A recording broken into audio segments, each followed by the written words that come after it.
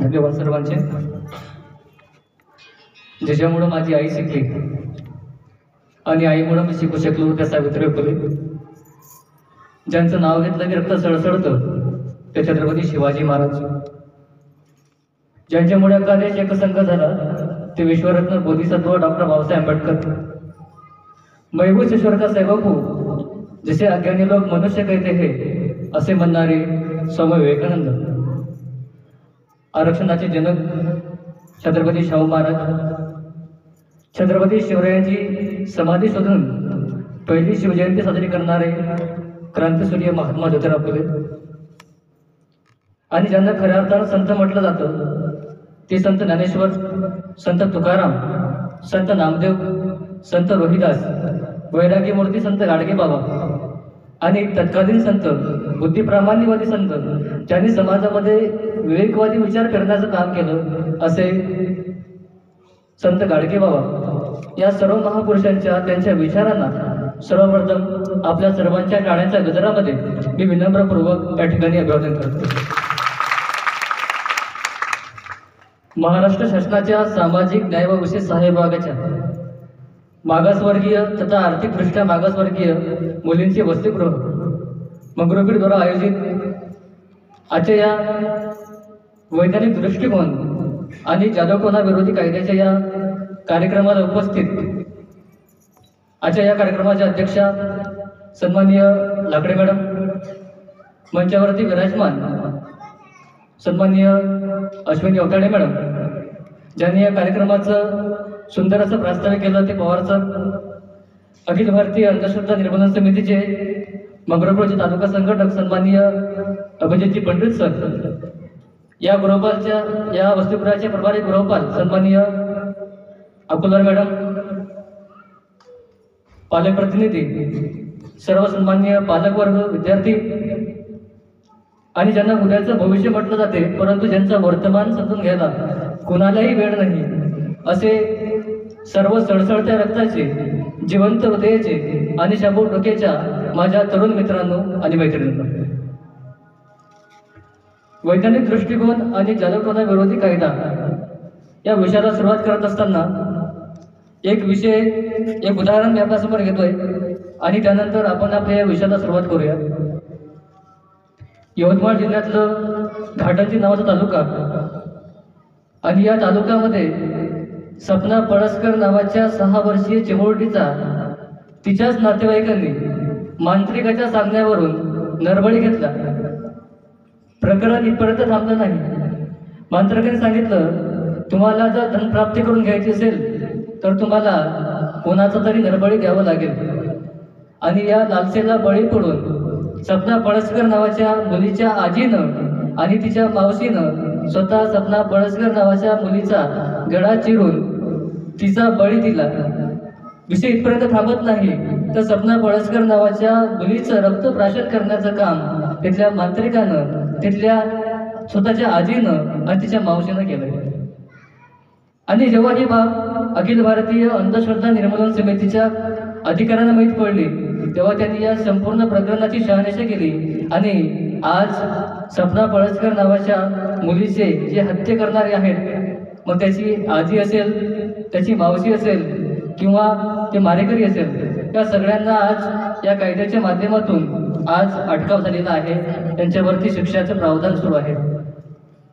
मित्रांनो, सर्वात पहिले मी या ठिकाणी विषयाला सुरुवात करत असताना माझी भूमिका स्पष्ट करतोय की आमची भूमिका आहे की आमचा कुठल्याही देवधर्माला विरोध नाही, पण देवधर्माच्या नावाखाली जर कोणाचं सामाजिक असेल, आर्थिक असेल, शारीरिक असेल, सांस्कृतिक असेल अशा पद्धतीचं शोषण होत असेल तर त्याविरुद्ध अखिल भारतीय अंधश्रद्धा निर्मूलन समिती लढा देण्याचं काम गेल्या 42 वर्षापासून करते आहे. आणि या समितीचं आव्हान आहे की विज्ञानाच्या प्रयोगामध्ये किंवा विज्ञानाच्या प्रयोगाच्या बाहेर म्हणजे ज्या गोष्टी बसत नाहीत त्या गोष्टी सिद्ध करून दाखवा, चमत्कार सिद्ध करून दाखवा आणि अखिल भारतीय अंधश्रद्धा निर्मूलन समितीचा 30 लाख रुपयाचं आव्हान स्वीकारा. परंतु मला सांगावंच वाटेल की आतापर्यंत एकाही मायकाला समोर आला नाही की ज्यांनी हे आव्हान स्वीकारलेलं आहे. आता आपल्या सगळ्यांना महत्त्वाचा मुद्दा या ठिकाणी प्रश्न पडला असेल की सर नेमके अंधश्रद्धा जन्माला कशा येतात. तर त्याचं कारण आहे, अंधश्रद्धामध्ये काय, तर एखादी गोष्टीचा आंधळेपणाने स्वीकार करणं, कुठलीही शहानिशा न करणं, तपासून न बघणं म्हणजे झाली अंधश्रद्धा. आता या अंधश्रद्धा कशा प्रकारे जन्माला येतात याचं एक उदाहरण आपण या ठिकाणी घेऊया. अंधश्रद्धा या शब्द आणि ग्रंथ प्रामाण्यवाद या दोन विचारसरणीतून या ठिकाणी जन्माला येतात. सर्व विद्यार्थ्यांनी या ठिकाणी काळजीपूर्वक ऐकायचा खूप महत्त्वाचा विषय आहे. मध्यंतरी मी ज्या ठिकाणी आलो होतो तेव्हा मला लाडकडी मॅडमने या ठिकाणी सगळं प्रकरण सांगितलेलं आहे हॉस्टेलचं. आणि हा कायदा इतका व्यापक आहे आणि या कायद्याच्या प्रावधानामध्ये जो कोणी येईल म्हणजे एखादा व्यक्ती स्वतः कृती करणारा, दुसऱ्यांकडून करून घेणारा आणि या सगळ्या प्रकरणाला प्रोत्साहन देणारा, हे तिन्ही या कायद्याच्या माध्यमातून गुन्हेगार आहेत. त्यामुळे हा कायदा खूप महत्त्वाचा या ठिकाणी आहे.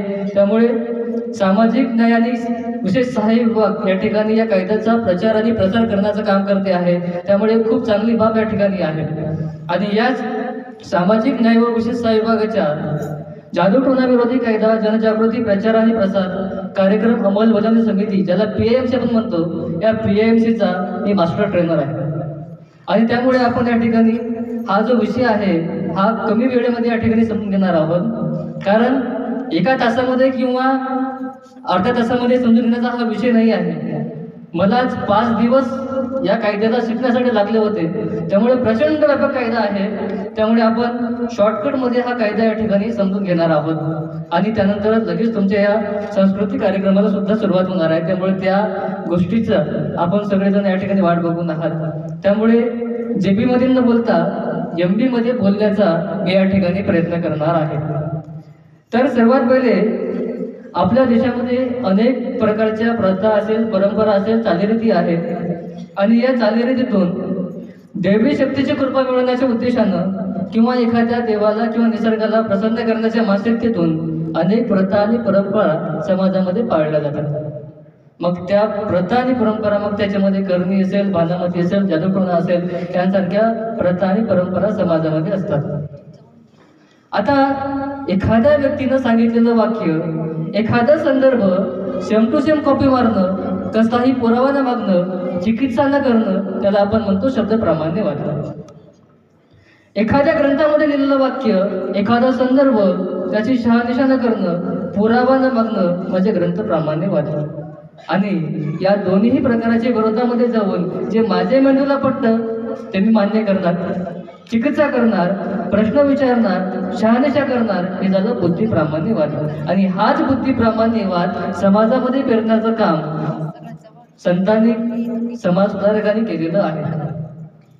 योगयाग विधी येणे नवे सिद्धी, वायाची उपाधी दंभधर्म.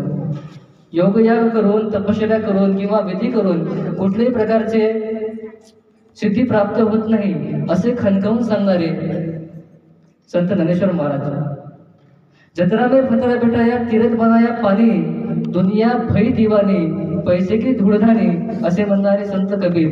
म्हणजे या सर्व संतांनी समाजामध्ये बुद्धी प्रामाण्यवादी विचार करण्याचं काम केलं, समाजामध्ये वेगवान निर्माण करण्याचं काम केलं. आणि याच संत गाडगेबाबांचे असेल, संत तुकडोजी महाराजांचे असेल किंवा संतांच्या विचारावरती चालणारी अखिल भारतीय अंधश्रद्धा निर्मूलन समिती 42 वर्षापासून समाजामध्ये विवेकवाद, समाजामध्ये बुद्धी प्रामाण्यवाद, समाजामध्ये वैज्ञानिक दृष्टिकोन निर्माण करण्याचं काम करते आहे. आता आपलं सगळ्यांना माहिती आहे की समाजामध्ये ज्या काही प्रथा परंपरा आहे त्या प्रथा परंपरेचं पालन करत असताना ज्या प्रथांच्या माध्यमातून कुठल्याही प्रकारचं नुकसान होत नाही, मी काय म्हटलं, नुकसान होत नाही, त्या प्रथांकडे आपण सगळेजण दुर्लक्ष करतो. पण जिथं जिथं एखाद्या व्यक्तीच्या जीवाला धोका निर्माण होतो, एखाद्या व्यक्तीच्या जीवावर गोष्ट येते, त्या ठिकाणी हा कायदा हस्तक्षेप करतो. तुमच्या वसतिगृहामध्ये जो काही प्रकार या ठिकाणी घडलेला आहे, मी या सगळ्या प्रकाराकडे पालकवर्गाचं लक्ष या ठिकाणी वेधू इच्छितो की आपल्या पाल्याला या सगळ्या कृती करत असताना त्याचे परिणाम काय होऊ शकतात याची जर आपण थोडक्यामध्ये या ठिकाणी जाणीव करून दिली तर कदाचित कोणाचा तरी जीव वाचवू शकतो. म्हणजे जसं मी तुम्हाला सांगितलं की सपना पळसकर नावाच्या मुलीचं उदाहरण, इतकेच नव्हे तर वर्धामध्ये एक प्रकरण घडलं.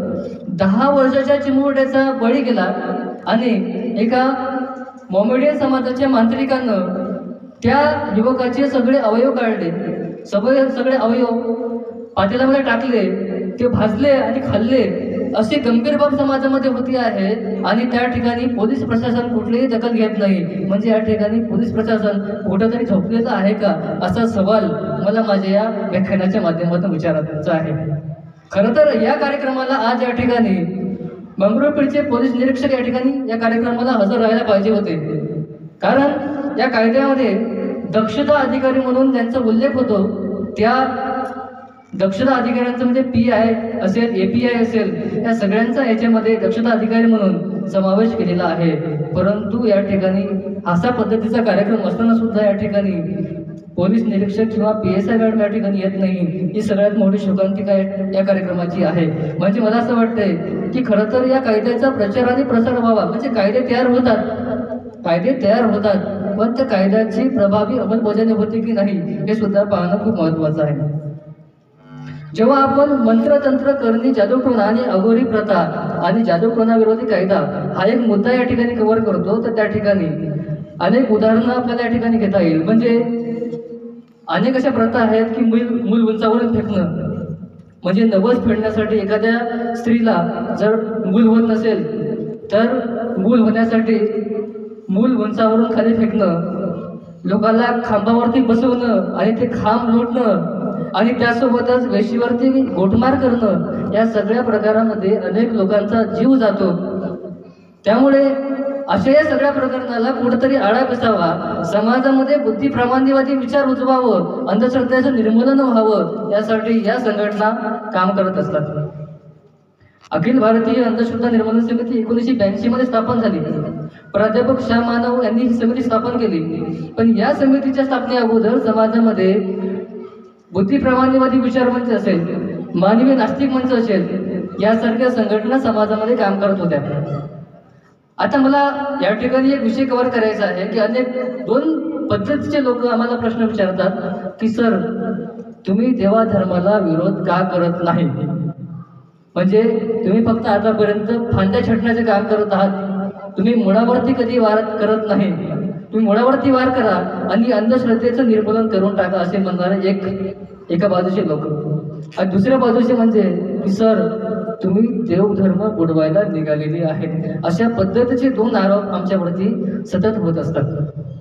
त्यामुळे या प्रश्नाचं उत्तर मी या ठिकाणी आपल्या सगळ्या पालकांना देऊ इच्छितोय. देव आणि धर्म आले कुठून? तर याचं उत्तर मिळतं माणसाच्या मेंदूतून, म्हणजेच माणसाच्या विचार करण्याच्या प्रक्रियेमधून आलेले आहेत. त्यामुळे देवाधर्माला विरोध करून कुठल्याही प्रकारचं अंधश्रद्धेचं निर्मूलन होणार नाही. त्यामुळे प्राध्यापक श्याम मानवानी 1982 साली भूमिका स्पष्ट केली की आमचा कुठल्याही देवाधर्माला विरोध नाही, पण देवाधर्माच्या नावाखाली कुठल्याही लोकांचं शोषण होत असेल, मग ते शारीरिक असेल, मानसिक असेल, सामाजिक असेल, तर त्या ठिकाणी आम्ही हस्तक्षेप करत असतो. जादूटोणा विरोधी कायद्याचं शिक्षेचं प्रावधान मी पहिले या ठिकाणी सांगतो. हा कायदा प्रचंड व्यापक आहे. याच्यामध्ये म्हणजे अजामीनपात्र आणि दखलपात्र असा हा गुन्हा आहे. म्हणजे दखलपात्र म्हणजे समजा एखाद्या प्रकरणाची तुम्ही तक्रार केली तर पोलीस स्टेशनला त्याची दखल घ्यावीच लागेल असं मी म्हटलं, कंपल्सरी आहे. दुसरा महत्त्वाचा मुद्दा म्हणजे अजामीनपात्र. तुम्हाला जमानत घ्यायची असेल, तुम्हाला जमानत पोलीस स्टेशन देऊ शकणार नाही, तुम्हाला कोर्टामध्ये जाऊन जमानत घ्यावी लागेल. म्हणजे हा कायदा इतका प्रचंड व्यापक आहे. कमीत कमी 6 महिने अधिक 5,000 रुपये दंड आणि 7 वर्ष अधिक 50,000 रुपये दंडचं प्रावधान आहे. कमीत कमी 6 महिने तरी तुम्हाला शिक्षा भोगावी लागेल. किती महिने? 6 महिने. आता तुम्ही सगळे आमचे विद्यार्थिनी आहात आणि तुमच्या भविष्याचा विचार करून आपण त्या सगळ्या प्रकरणामध्ये दखल घेतली नाही, पण दखल घेतली असती तर कमीत कमी 6 महिने तरी तुम्हाला शिक्षा भोगावी लागली असती. त्यामुळे यानंतर अशा पद्धतीचं कृत्य करताना एकदा विचार करा. याच्यामुळे कोणाचा तरी जीव जाऊ शकतो. म्हणजे अनेक लोक असं म्हणतात की सर, एखादा मुलगा आजारी असेल आणि त्याचं ताप वगैरे उतरत नसेल तर याला बाहेर कोणतरी करणी केली. असं झालं. एक म्हातारे आजोबा होते, गावाचे बाहेर राहायचे आणि मांत्रिकाने सांगितलं की तुमच्या गावाच्या बाहेर इतक्या अंतरावरती झोपडीमध्ये एक म्हातारा व्यक्ती राहतो आणि तो हा सगळा प्रकार करत आहे.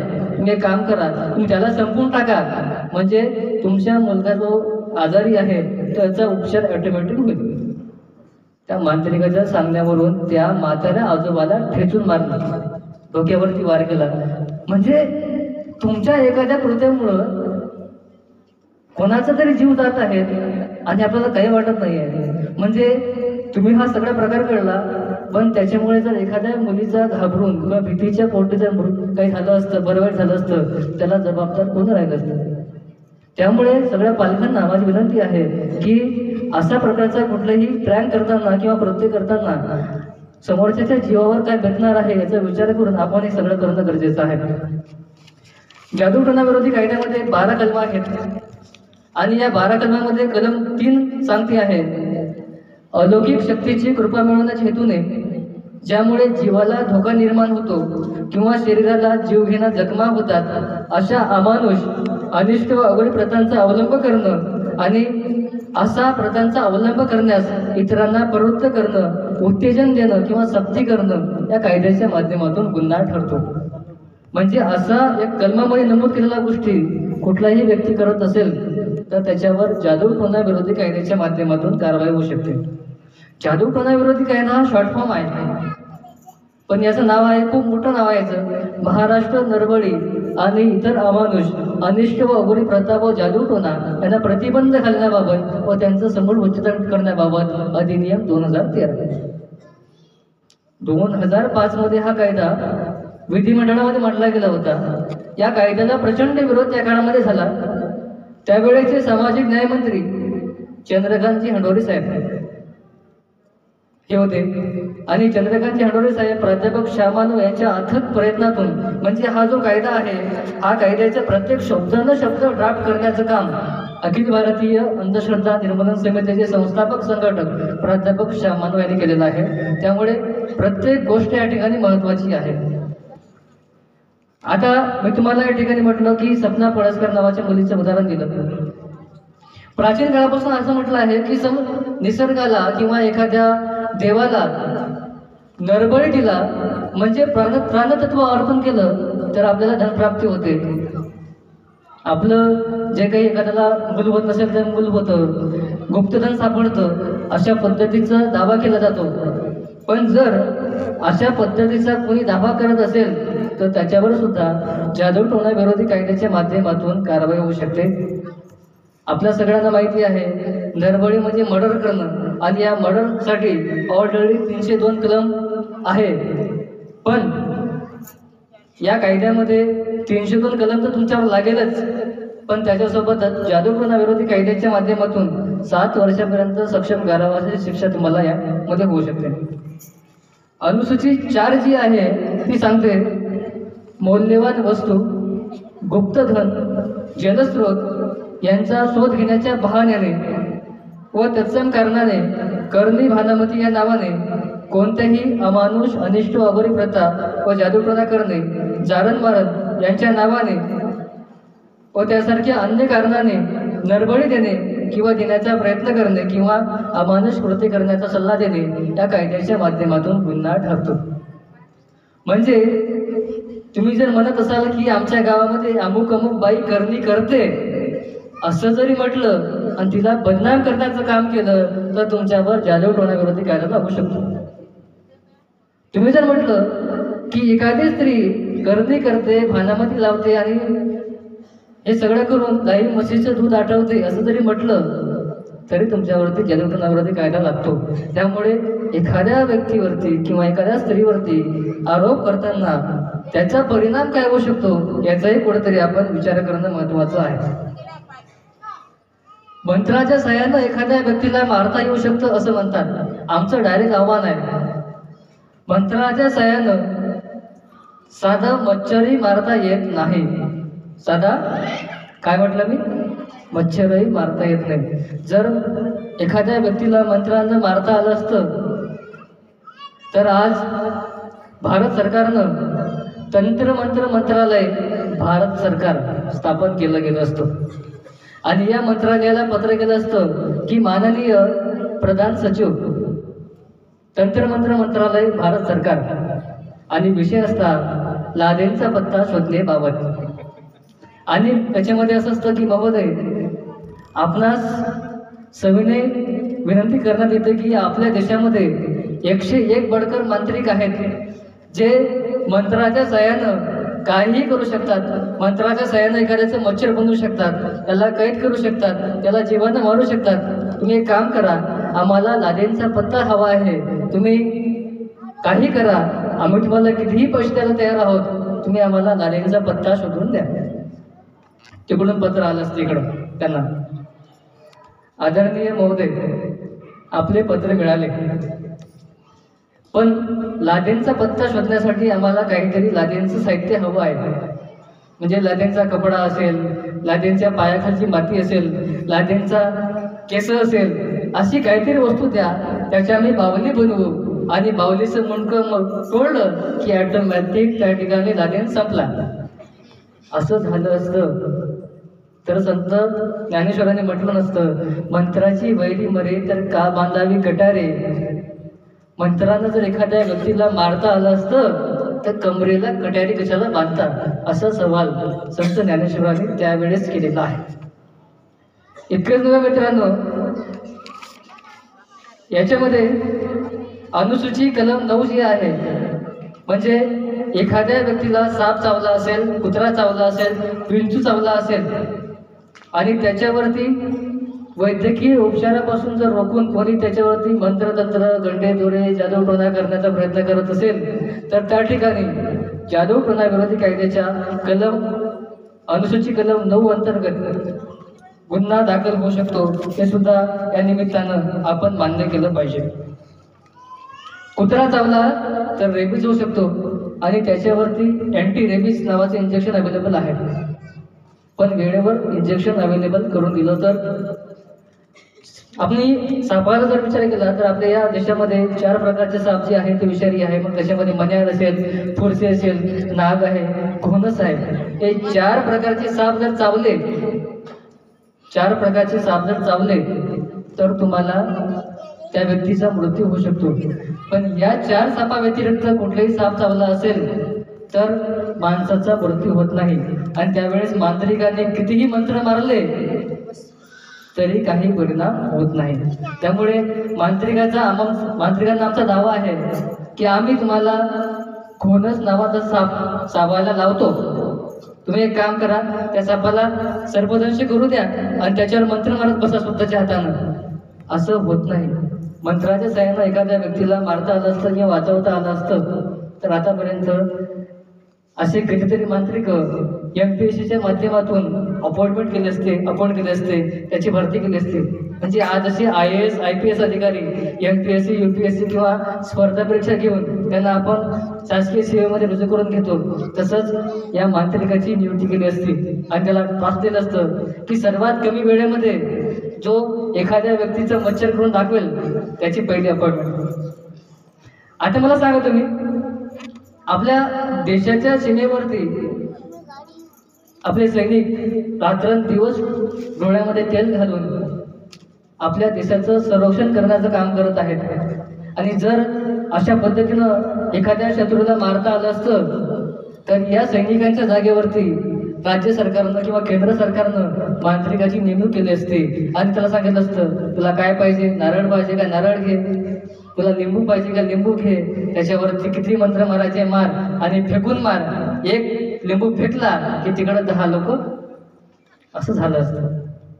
पण त्याच्यामध्ये कुठल्याही पद्धतीचं तथ्य नाही आहे, हे सुद्धा आपण मान्य केलं पाहिजे. कारण डॉक्टर बाबासाहेब आंबेडकरांनी म्हटलं आहे, ज्या देशातील युवक हातांच्या रेखांवर आणि ग्रहताऱ्यांवरती विश्वास ठेवतात किंवा आकाशातले ग्रहतारे जर माझं भविष्य ठरवत असतील तर माझ्या मनगटाचा आणि माझ्या मेंदूचा काय उपयोग, अशा पद्धतीचा सवाल करण्याचं काम डॉक्टर बाबासाहेब आंबेडकरांनी केलेलं आहे. आणि याच डॉक्टर बाबासाहेब आंबेडकरांसारखा माणूस जर समाजामध्ये विवेकवादी विचार करण्याचं काम करतो आहे तर आज त्यांच्या विचारांची खऱ्या अर्थाने समाजाला गरज आहे.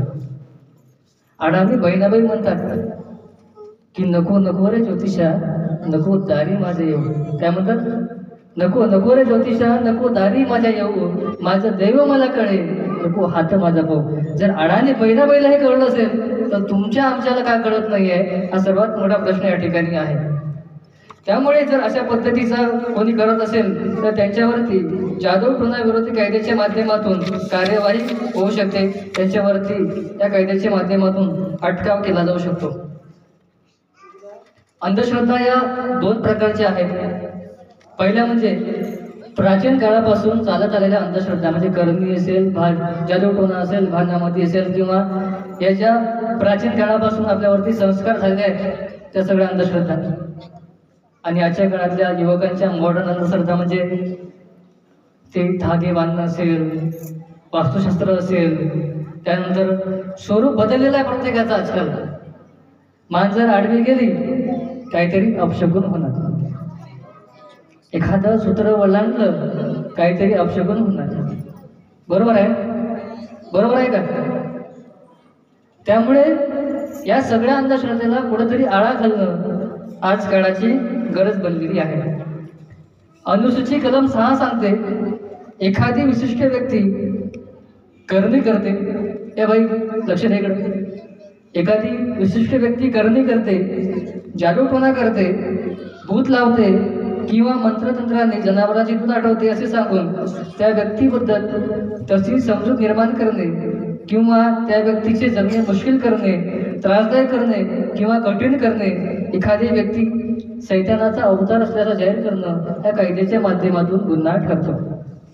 त्यामुळे केवळ करणी करणं किंवा अपशकुनी आहे असं म्हणणं सुद्धा या कायद्याच्या माध्यमातून गुन्हा ठरतो. त्यामुळे ही कलम सुद्धा या ठिकाणी खूप महत्त्वाची आहे. पुढची कलम आहे म्हणजे एखादी व्यक्ती करणी केली म्हणून त्या स्त्रीची लग्नावस्थेमध्ये थिंड काढण्याचा प्रकार समाजामध्ये होतो सर. आणि त्यामुळे जर जारण मारण करणी चेटू केल्याच्या नावाखाली एखाद्या व्यक्तीला मारहाण करणं, तिची लग्नावस्थेमध्ये थिंड काढणं किंवा तिच्या रोजच्या व्यवहारावरती बंदी घालणं असं पद्धतीचं कोणी करत असेल तर जादूटोणा विरोधी कायद्याच्या कलम 7 अंतर्गत त्याच्यावरती गुन्हा दाखल होऊ शकतो. जर प्रत्यक्ष कृती केली, मारहाण केली, थिंड काढली किंवा समाजामधून बहिष्कार करण्याचं काम केलं तर त्याच्यावर कलम 6 आणि कलम 7 अंतर्गत दोन्ही माध्यमातून गुन्हा दाखल होऊ शकतो. त्यामुळे हे दोन्ही या ठिकाणी खूप महत्त्वाचं आहे.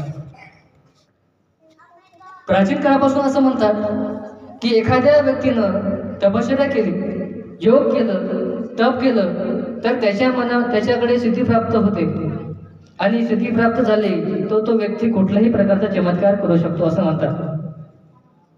पण आपण असं म्हणतो की एखादा बाबा जर अशा पद्धतीचं करत असेल तर आपण काय म्हणतो की तुमचा त्याच्यावरती विश्वास आहे, म्हणजे तुमची श्रद्धा आहे म्हणून आम्ही त्या बाबाकडे जातो. मला या ठिकाणी एक म्हणायचं आहे, श्रद्धा कोणावर ठेवायची हा सुद्धा एक महत्त्वाचा प्रश्न या ठिकाणी आहे. श्रद्धा म्हणजे काय तर बिलीफ, विश्वास. आपला एवढ्यावरती श्रद्धा आहे म्हणजे विश्वास आहे. मला तर कधी कधी असं वाटतंय की जेव्हा आपण श्रद्धेची परिभाषा करतो, व्याख्या करतो, तेव्हा असं म्हणतात की ज्याच्यावरती आपली श्रद्धा आहे त्याला आपण श्रेष्ठ मानायचं, शब्दप्रामाण्य मानायचं, चिकित्सा करायची नाही, शंका घ्यायची नाही, म्हणजे शब्दप्रामाण्य वागा, म्हणजे त्याला श्रद्धा असं म्हटलेलं आहे.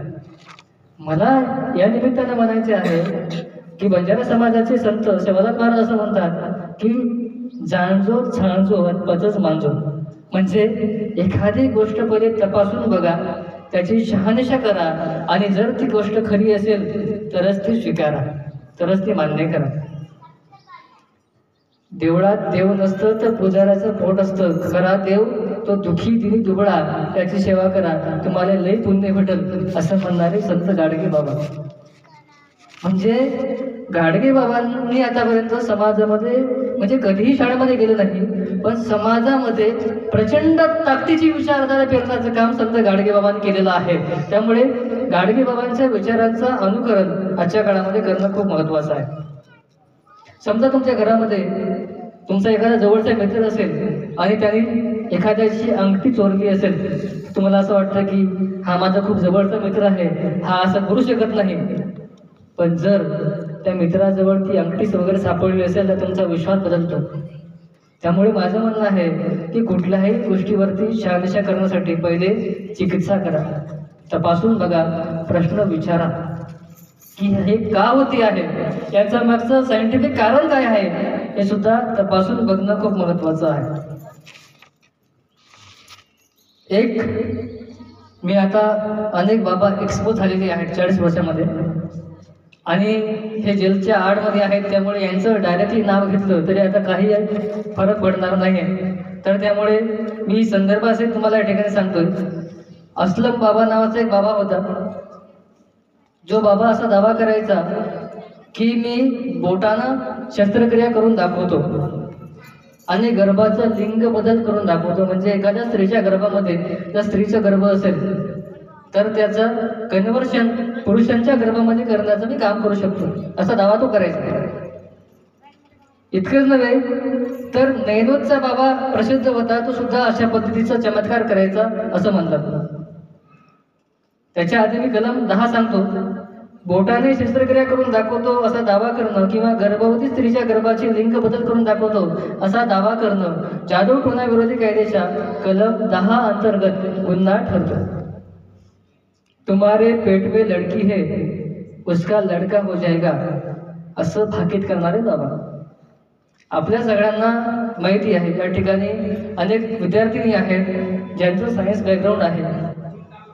जर पुरुषांचं एक्स क्रोमोझोम आणि स्त्रियांचं एक्स क्रोमोझोम हे जर एकत्र आले तर मुलगी जन्माला येते. पुरुषांचा वाय क्रोमोझोम आणि स्त्रीचं एक्स क्रोमोझोम एकत्र आले तर त्यांच्यामधून मुलं जन्माला येतात, मुलगा जन्माला येतो. हे सगळं आपल्या सगळ्यांना सायंटिफिक माहिती आहे. माझं आपल्या सगळ्यांना कॉमन प्रश्न आहे. सर मी तुम्हाला 100 प्रश्न दिले. किती प्रश्न? 100 प्रश्न. आणि सांगितलं की हो की नाही असं टिक करा फक्त. तर 50 ते 70% तुमची ॲन्सर बरोबर येऊ शकतात. किती? 50 ते 70% ॲन्सर बरोबर येऊ शकतात. सर समजा बाबा सांगत असेल एखाद्या स्त्रीला, 100 स्त्रीला की तुला मूल होणार आहे, मुलगा होणार आहे. त्यातल्या 50 स्त्रियाला मुलगा होईल, 50 स्त्रीला मुलगी होईल. ज्याला मुलगा होतो त्यांना असं वाटतं की बाबांची कृपा झाली, बाबांची कृपा झाली. आणि ज्यांना मुलगा होत नाही त्या स्त्रिया म्हणतात की आमच्याच याच्यामध्ये काहीतरी खोट निघाली असेल किंवा आम्हीच काहीतरी चुकीचं केलं असेल त्यामुळे आम्हाला मुलगा झाला नाही.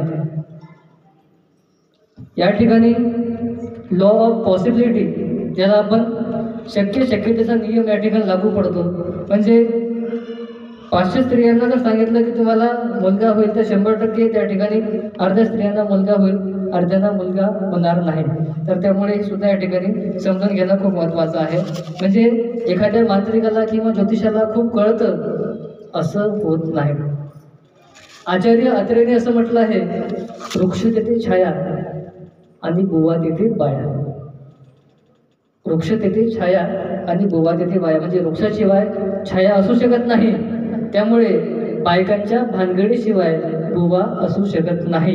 हे सुद्धा खूप महत्त्वाचं आहे. त्यामुळे जर एखादा बाबा असा दावा करत असेल तर त्याला सरळ घराच्या बाहेर हाकलून लावा पहिले. आणि जर तुमचं ऐकत नसेल तर मला बोलवा की असा बाबा दावा करत असेल, 7 वर्षापर्यंत जेलच्या बाहेर निघू दिलं तर मला सांगा. त्यामुळे अशा पद्धतीचा कोणी दावा करत असेल किंवा स्त्रियांचं शोषण करण्याचं काम करत असेल,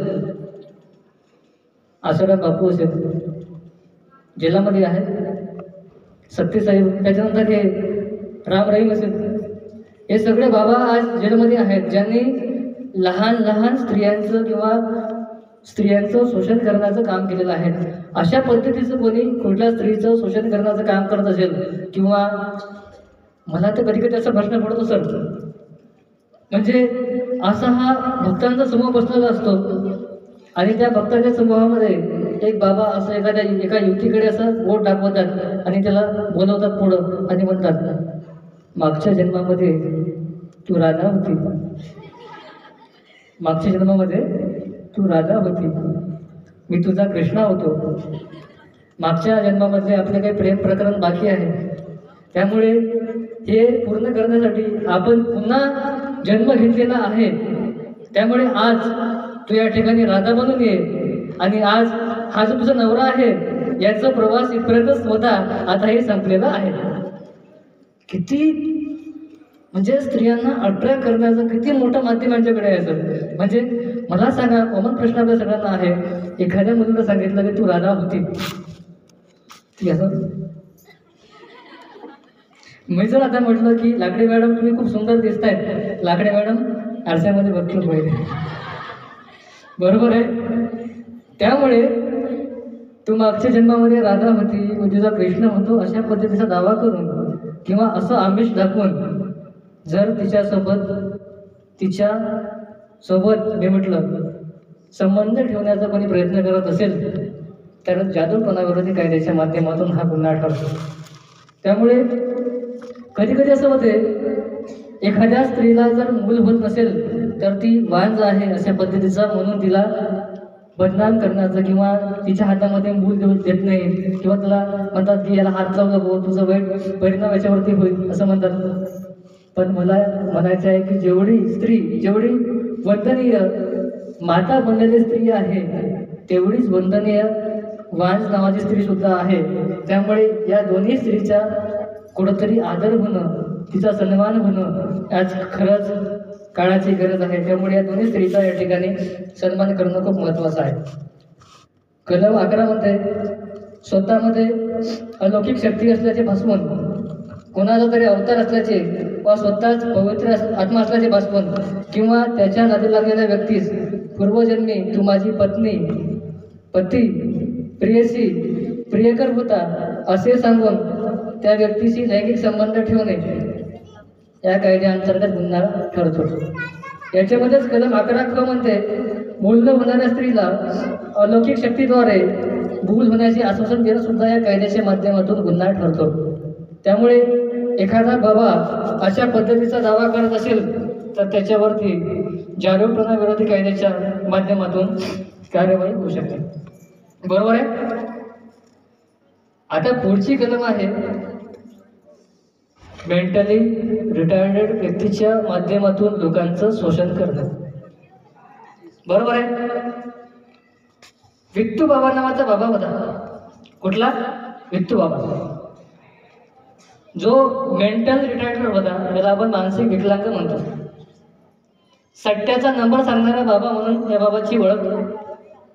हा बाबा असा इशारा करायचा की लोकांना वाटायचं की बाबा 2 नंबरचा सट्ट्याचा नंबर सांगतोय काय. तो असं डोकं खाजवलं की लोक वेगळाच अर्थ लावायचे. आणि या वित्तू बाबाच्या माध्यमातून त्याचा वापर करून पैशाची कमाई करणारे लोक अनेक होते. त्यामुळे अशा या मानसिक विकलांग बाबाचा वापर करून कोणीही पैसे कमवण्याचा माध्यम म्हणून तिचा वापर करत असेल तर त्याच्यावर सुद्धा जादूटोणा विरोधी कायद्याच्या माध्यमातून कारवाई होऊ शकते. म्हणजे एखादी मानसिक विकलांग व्यक्ती आपल्यामध्ये अमानवीय शक्ती असल्याचे भासवून त्याद्वारे अन्य व्यक्तीची लबाडणूक करणं या कायद्याच्या माध्यमातून गुन्हा ठरतो. आपल्याला समजलं असेल की किती प्रचंड व्यापक कायदा आहे. बरोबर आहे. यानंतर काही प्रकरण घडलं हॉस्टेलमध्ये, सरळ ऍक्शन घेतली जाईल. ठीक आहे. आता पुढची जे कलम आहे, कलम 1, 5 आणि 8, त्या तिन्ही कलमा खूप महत्त्वाची आहेत. म्हणजे देवीभूत अंगात येणे जादूटोणा विरोधी कायदा. नवरात्रीच्या कालामध्ये घागर फुकण्याचा प्रकार समाजामध्ये होतो आणि अनेक स्त्रीच्या अंगामध्ये येतात. मी तर सर आतापर्यंत फक्त स्त्रीच्या अंगामध्ये येते असं म्हटलं होतं, पण आता पुरुषांच्या अंगामध्ये यायला लागलं. खरंच सर, उदाहरण पाहिलं आतापर्यंत फक्त आतापर्यंत स्त्रीच्या अंगामध्ये येतं असं मला वाटलं होतं, पण आता ते नाक पुरुषांच्या अंगामध्ये यायला लागलं. म्हणजे नागासारखं सरपडतो सर. म्हणजे प्राचीन काळापासून आपल्यावरती जे काही संस्कार झालेले आहे, म्हणजे मागच्या पौर्णिमेला दिसलं होतं, त्याच्या मागच्या पौर्णिमेला दिसलं होतं, आज पौर्णिमा अमावस्या आहे, आज दिसतेच.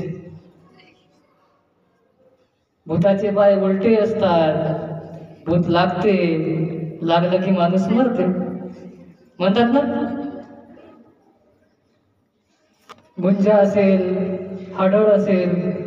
बरं, मला आपल्या सगळ्यांना कॉमन प्रश्न विचारायचा, कोणते मला उत्तर द्या की नाही. भूत कुठं असतात सांगा मला, एखादं कोणतरी सांगा.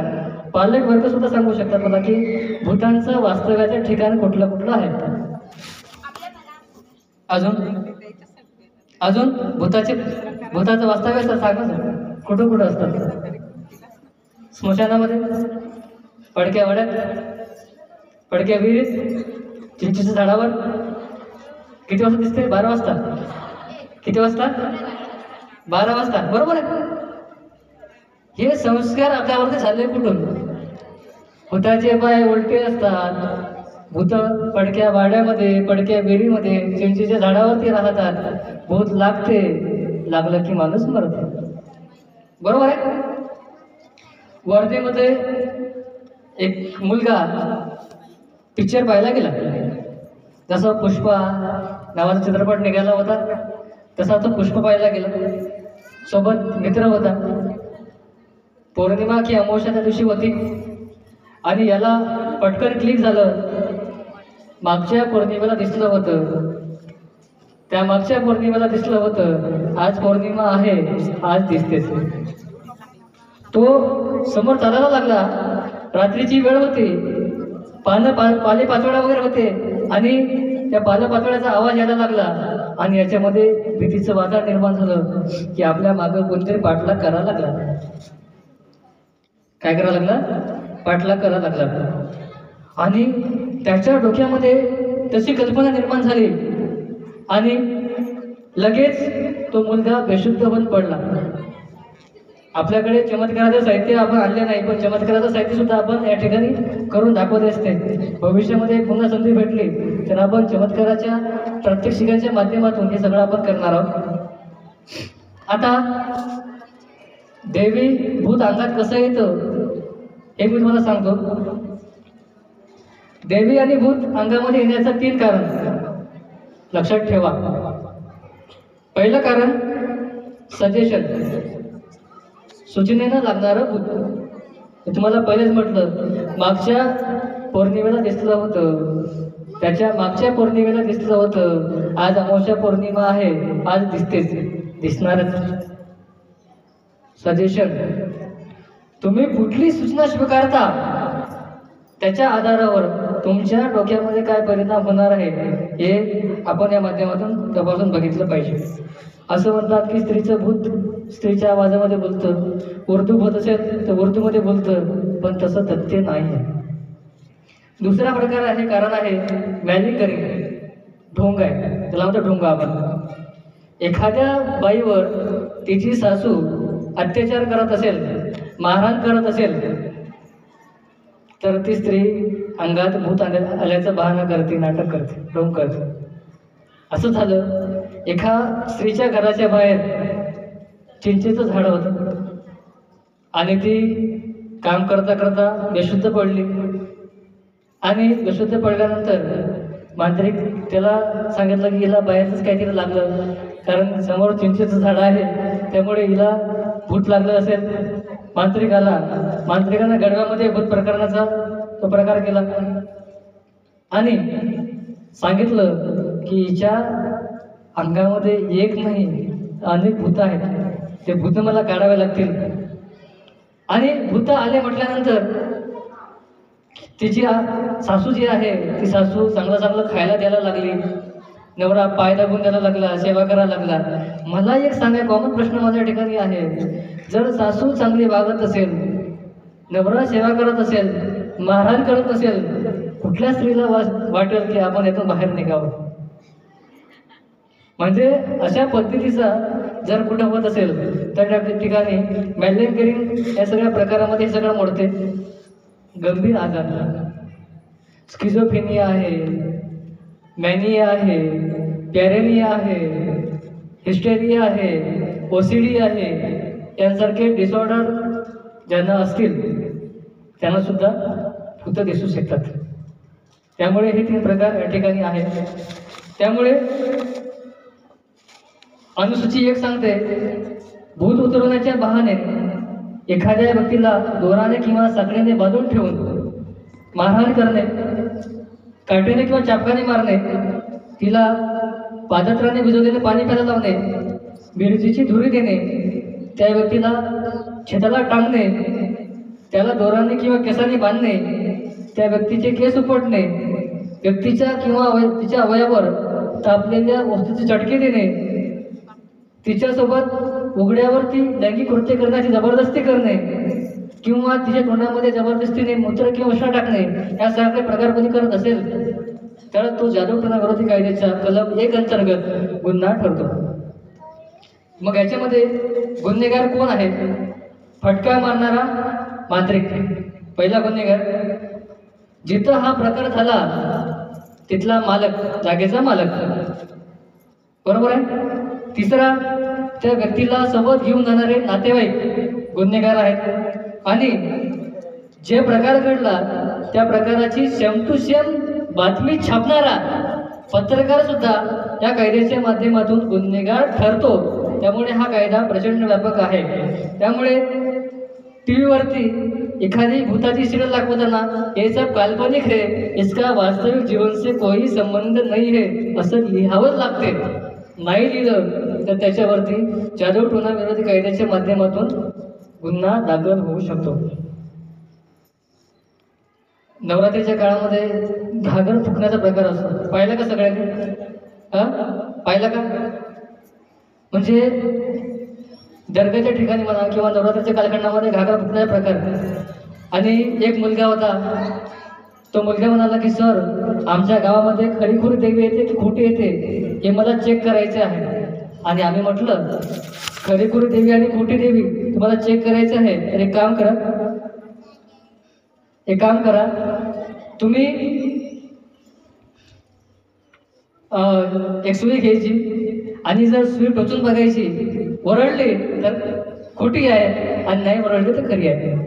त्या पोराने इतकं मनावर घेतलं सर, त्याने काय केलं माहिती आहे का, असं घागर फुकण्याचा प्रकार सुरू होता आणि अशामध्ये ते त्यांचं अंगामध्ये येण्याचा प्रकार सुरू.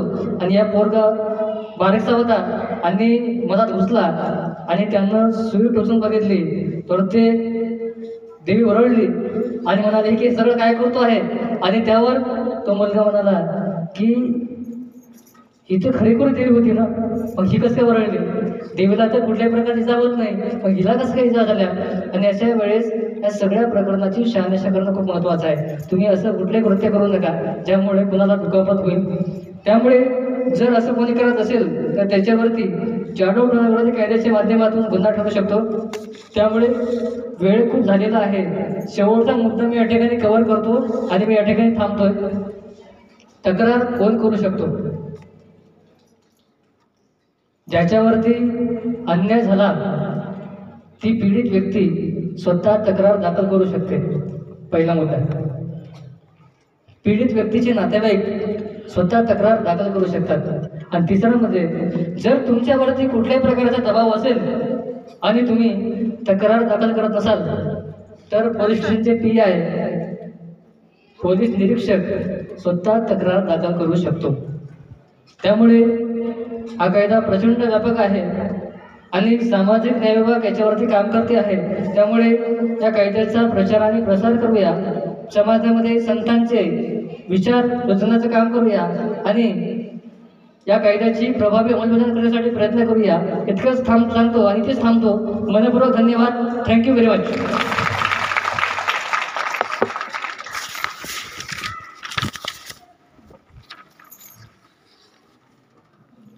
खूप मोठा शॉर्टमध्ये घ्या ना. खूप मोठा 5 दिवस. भारत देश स्वतंत्र होऊन 78 वर्ष पूर्ण झाले आणि संतांनी सुद्धा